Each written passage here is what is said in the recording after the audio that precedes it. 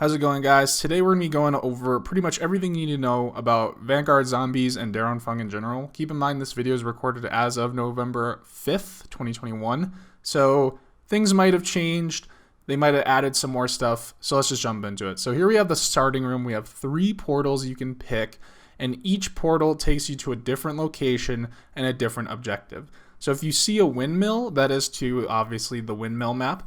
If you see something like this, like a swampy hut, that is Shinonuma.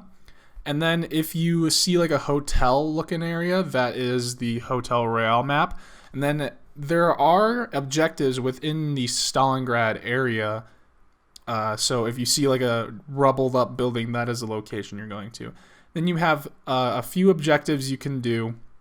But let's go over this real quick. So we have the Pack Punch machine right here. It's 7,500 for the first upgrade, 15,000 for the second, 30k for the third. And then we have this Altar of Covenants. So every time you complete an objective, you get a heart, and you can sacrifice that heart to that altar. And the upgrades change every round. So here we have the crafting table. You can buy armor and equipment and whatnot. You can get your self reds, your self meds if you are if you are a high enough level. And then here we have the mystery box, obviously.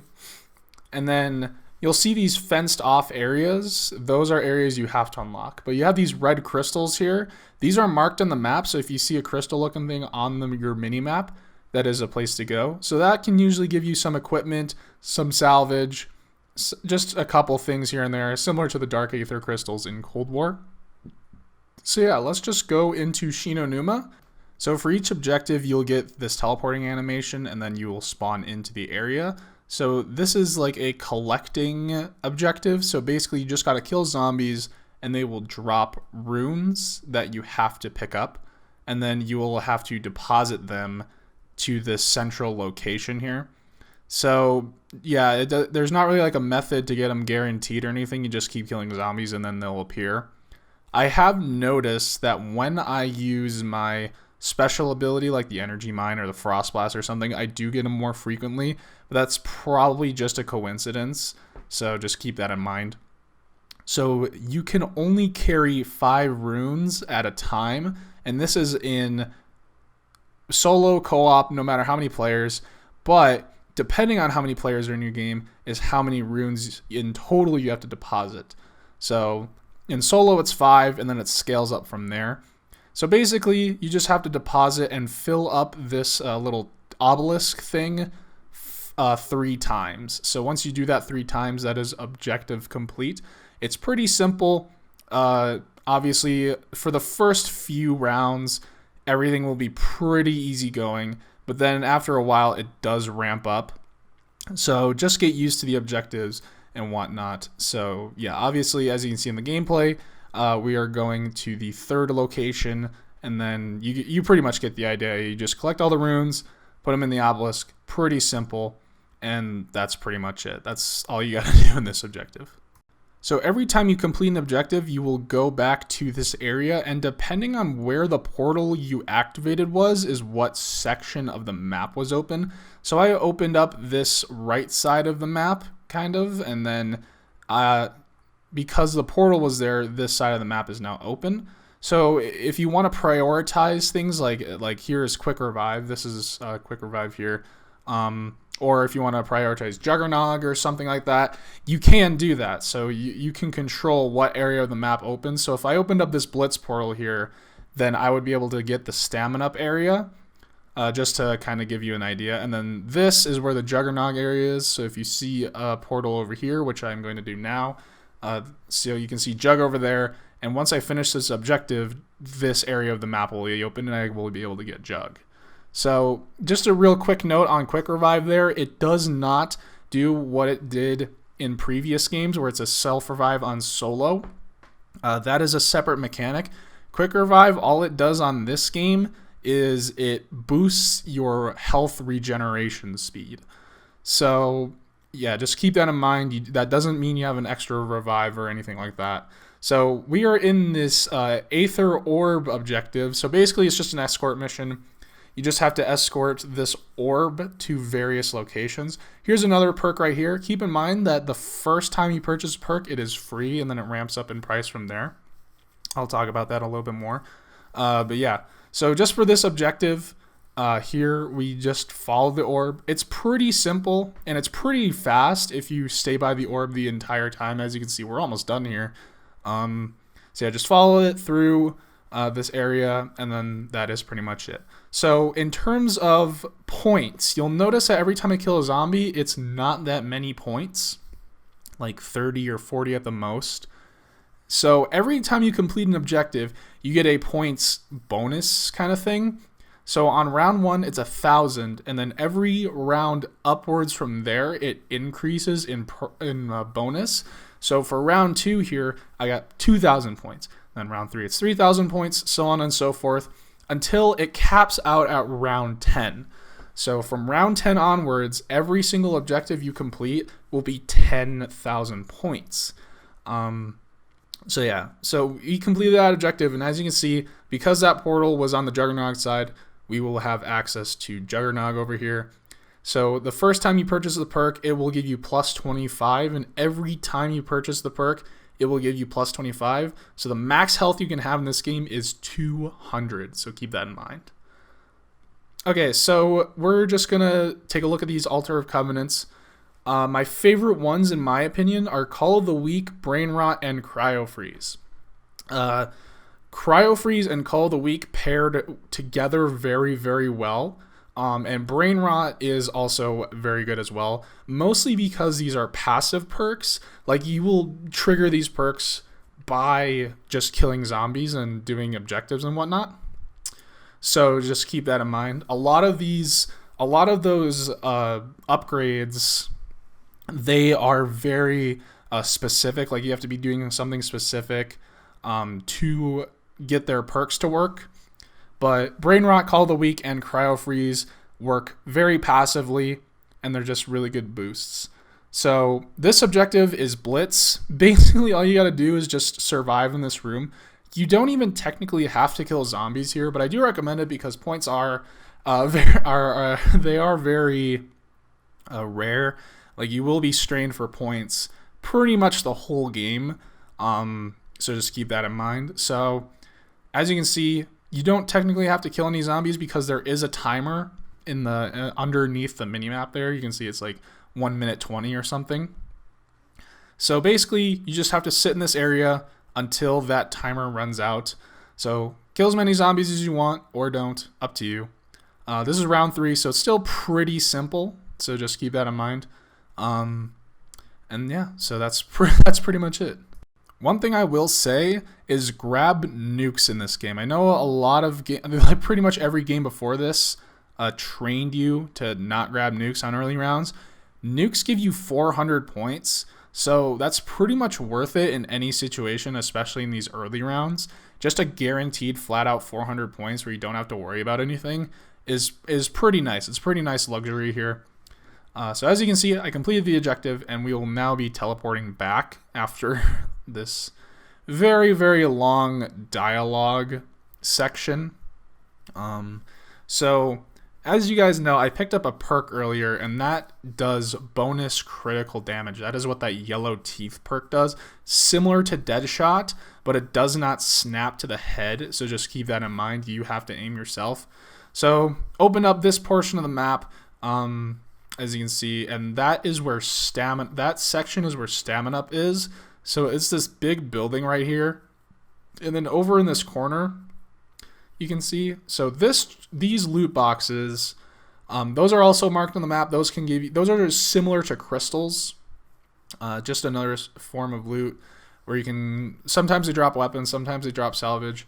Up to you. But yeah, through this door, this is where Stamina Up is. So it boosts your sprint speed, obviously. And so yeah, one of the big things in the Vanguard engine, and because if you've played Warzone or Modern Warfare, you obviously know this, but if you've only played explicitly Treyarch games, this has not been a thing. So you have a thing called a double sprint.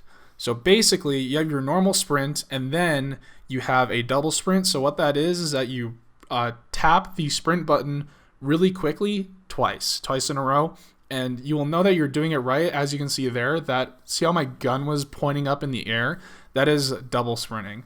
You can only do it for a limited amount of time, but it is a very useful thing to keep in mind, especially later in the rounds when the zombies get really aggressive. You'll be using that thing to bob and weave here and there and everywhere. So just keep that in mind as well. So yeah, you can purchase perks 4 times. The first purchase is free. The second purchase is 2,500. Third is 5,000. And the fourth is 7,500. So as you can see, I am kind of double dipping in the 2 perks, Juggernog and Quick Revive. So yeah, that just keep that in mind. You can purchase perks up to 4 times, and you can see what tier your perk is at the bottom of the screen. You'll see the tally marks here. Okay, so this is we're kind of repeating objectives here. We got this. We really only have the 3 objectives. It's this collecting runes objective, and then the blitz objective, and then the escort objective. So there's really only 3 objectives we got here. Not much to be said about the actual game, and just the arenas you're in will be rotating. So yeah, just keep that in mind. And after a certain point, it might be starting round 4. I'm not entirely sure. Starting on round 4, you'll have 3 objectives and map rotations. Because in the gameplay here, I had this theater collecting objective in this exact location for the rest of the game, like every 3rd wave. So just as a heads up, after a certain point, you will be repeating the map objectives throughout the rest of your match. They do change from match to match, but just keep in mind that you might be getting bored of these objectives because of how repetitive they are. So for the Altar of Covenants, one thing to keep in mind is that sometimes your current upgrades or your current little active covenants have a tier up or a better version of the perk. So things like Brain Rot, Cryo Freeze, Call of the Week, they all have blue versions that are pretty good, but they also have purple versions that are even better. So just watch out for that. Keep checking the altar because you might have an upgraded version of the perk you already have. So just keep that in mind. So yeah, as we can see, we were just watching on round 4 that theater gameplay with the rune obelisks. And as you can see, it's round 7. So 3 rounds later, and we're back in this objective mode. So yeah, starting on round 4, you will have the same objectives. So the first 3, round 4, 5, and 6, take note of what objectives those are, because if you don't like those objectives, you're more than welcome to just leave the game, because especially in this theater area, you'll see at the end of the gameplay, it gets really, really hectic in here, especially at the later rounds. So if you don't have a very big map or a comfortable space to work with, you might as well just kind of start over if you are going for higher rounds, that is, because in these smaller areas, especially how the zombies pathing works in this game, it can get very, very hectic very easily. So just watch out for that. Take a note of what objectives you're getting on round 4, 5, and 6, because if you don't like them, you're going to be doing them for the rest of your game all the way up until you start a new game. So if you don't like them, you're more than welcome to start over. So another tip that I have for you is actually pertaining to your specialist abilities. So as you can see in the bottom right, I have Frost Blast ready to go. Right, so in Cold War, if I wanted to switch, it would reset the ability if I switched. But in Vanguard, if you have a fully charged ability, I will switch to Energy Mine here, and as you can see, it's full and ready to go. In my personal opinion, I think Energy Mine is probably the best, because that's just how I have had experience with it through my gameplay so far. And that's just because it's very consistent, And if you get a lot of kills with it, you can actually recharge it fairly quickly. Now, I can't really say the same. I'm not really sure about the rest of the abilities. Maybe Frost Blast acts like this too. I'm not entirely sure. Especially if you're using Call of the Week, Frost Blast might be better for you. So I'll have to try that out. Obviously, the game just came out, so I haven't tried every single little thing known to man. But that's just another awesome tip to keep in mind there. So let's talk about high rounds in general. So basically, like I said, you will get about 10,000 points for each objective complete after round 10. So after about round 5 is when you will see the boss zombies of this game. Now, the weak points of the boss zombies are the backpacks, so make sure and try your best to hit those. Call of the Week and Cryo Freeze will make it really, really easy for you, so don't worry about that because it'll slow down and weaken the enemy. And if you hit it on the backpack, I've been able to two-shot those guys on a really high round, like round 20. I've been able to two-shot that guy with my shotgun. So that's another thing. Shotguns are going to be your best friend. There are 4 of them, so I haven't tried all of them, but they're all pretty good in their own ways. So some have way higher fire rates, but have a little bit less damage, and some have slower fire rates but higher damage. It's kind of up to you what you prefer. So just kind of keep that in mind. Really watch out for shotguns because there are no wonder weapons in this map. That is a big thing, that there are no wonder weapons in this map. So just watch out for that. Make sure you're getting a good shotgun in your inventory if you want to last for the rest of the game. Because once you get to these higher rounds, like round 12, 13, 14, 15, things get crazy. So make sure you are double, triple packing your weapons. And also keep in mind, the mystery box can spit out pack-a-punched weapons. This includes triple pack-a-punched weapons. Also, on these later rounds, crystals around the map and the little crates, the loot crates, those can drop triple packed weapons as well. It's very rare, but it can happen. So try and look out for those and see if you can find a version of your weapon that is a higher rarity. So if you have a single pack-a-punched weapon and then you kill an enemy and it drops a purple version of the same weapon, definitely pick that up. That has happened to me multiple times already, and the game just came out. So just have a heads up for that. Also, make sure that all of your perks are upgraded because a lot of the time, especially pretty much every perk except Speed Cola is a very high priority. Prioritize Juggernog and Quick Revive, obviously, first, and then prioritize your Diabolical Damage. God, what a dumb name. But do prioritize that, and then your Stamina Up, and then your your Speed Cola, because you have more health, that's more survivability, and then you have more damage output, that is higher offense, and then you have Stamina Up, that's higher agility, where you can get around the zombies if you're in a tight situation and whatnot. So just basically, just a lot of these rounds as you're going through will be kind of tedious and boring, especially if you're using the shotgun. Like it's just really, really easy. It just takes a long time, especially this rune collecting objective. As you can see, this is the 3rd time this has showed up in the gameplay, I'm pretty sure.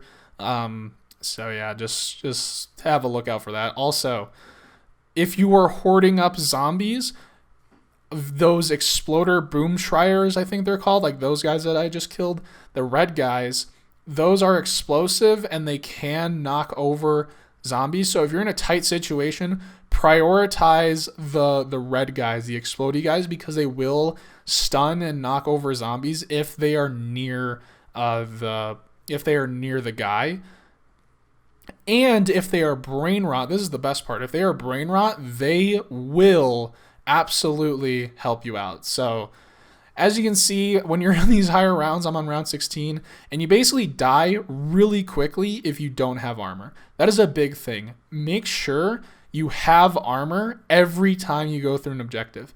Doesn't matter if it's tier 1, tier 2, or tier 3, especially if you have that tier 3 in the later rounds, make sure it's full or pretty much full every time you go into an objective, because armor goes away very, very quickly. It is not very strong like in Cold War, so have a heads up for that.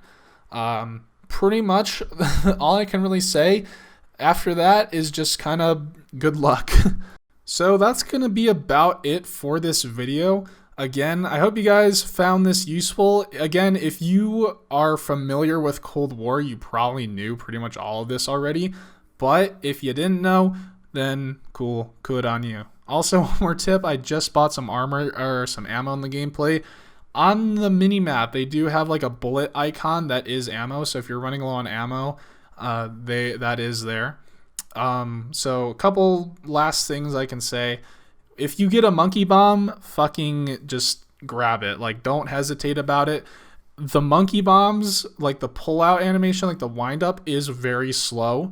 So use them in kind of like, if you, like in this situation, this is a very tight corridor. So I had to use the monkey bomb there because otherwise I would have gotten swarmed there. So I don't know. I guess that's pretty much it. Some recommendations: I don't recommend Ring of Fire in this game. It is not very good, especially since like you have to stay mobile the entire time throughout the game. And just try your best, you know. This isn't a traditional zombies game where, you know, the rounds are very different, have a very different meaning in this game. So if you get to the round 20s, good on you, man. Like if you get anywhere like above 20, good on you. If you get anywhere above 15, good on you. You know, round 10 in this game is pretty tough comparatively speaking to like pretty much every other game. So if you easily get to round 100 in Cold War, don't worry about it. This is a very different style of game. So just yeah, I hope you guys enjoyed, and that's pretty much it. Just remember, everything you need, perks, upgrades, armor, everything you need is in the Stalingrad area between objectives. So hope you guys enjoyed, and I will see you guys next time.